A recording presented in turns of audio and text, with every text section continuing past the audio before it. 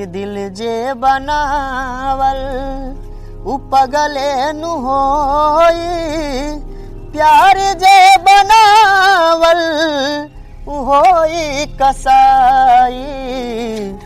कि पहिले तनिक लागी बाद में बुझाई, कि पहिले तनिक लागी बाद में बुझाई। प्यार के निभावत में गाड़ी फाट जाई, कि दिल जे बनावल उ पगले नु होई, प्यार के निभावत में गाड़ी फाट जाई। ऐसा कौन सा गाना गाया जिससे इन्हें गुस्सा आया? आगे मैया के दैया के नून मिर्चाई तोरे गानवा बोले बिलाई।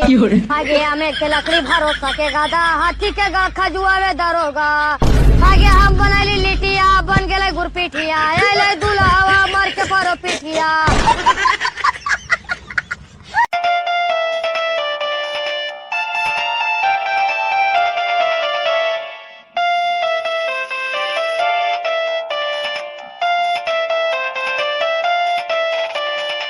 हेलो, काल बनी रोज ठीक बा।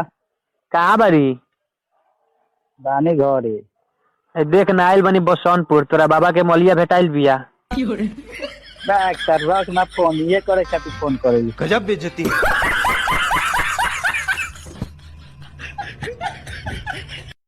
याद करा जहिया कुंवर रहलू, पिया से पहले हमार रहलू। लतलम का हथियार रहलू, पिया से पहले हमार रहलू। राजा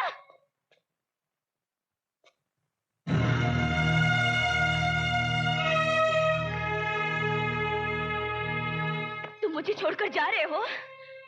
मैंने तुम्हारे लिए सारी दुनिया को ठुकरा दिया, सब कुछ छोड़ दिया और आज तुम मुझे ही छोड़कर जा रहे हो। आरती, समझते क्या तुम अपने आप को? हाँ? आरती, तुम मर्द हो ना, जब चाहे छोड़कर जा सकते हो, लेकिन मैं कहाँ जाऊँ राजा जी, कहाँ जाऊँ मैं?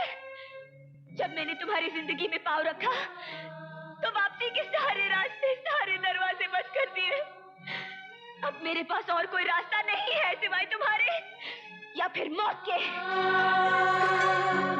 आरती, हम तुम्हें छोड़ के कहाँ जा रहे हैं? आरती, हम तुम्हें छोड़ के नहीं जा रहे, कहीं नहीं जा रहे। मौके दिया ना पो दोस्त के तू हाग देबू कोस के। ओए नहीं बाओ, हमरा के हट साला, कबाड़ी में सबसे स्क्रैप माल। ए जी सुनी ना, आज तक रहुआ हमार बड़ाई नहीं की कैले, आज कर दी ना। हला सुना कि पाउडर क्रीम तेहू के तनो लगइबे रे मौगी, पाउडर क्रीम तेहू के तनो लगइबे रे मौगी, भका भेलरी कहइबे रे मौगी। अब जाय दे। अब हमरा से सुनला, काम के ना काज के रे पतिया, ते बाड़े हलमान रे नतिया।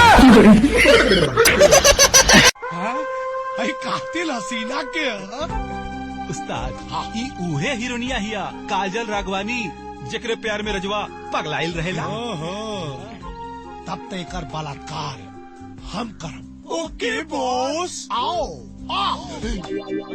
तनी गलवा से गलवा सटा ली। उस्ताद चुम्मा ले ली। अब तू कहता रहे तो चुम्मो ले। गलतारू ऐसे जैसे सरसों के सगिया। यहाँ काम ना चली, इनके घर लेके चले के पड़ी। Yes boss.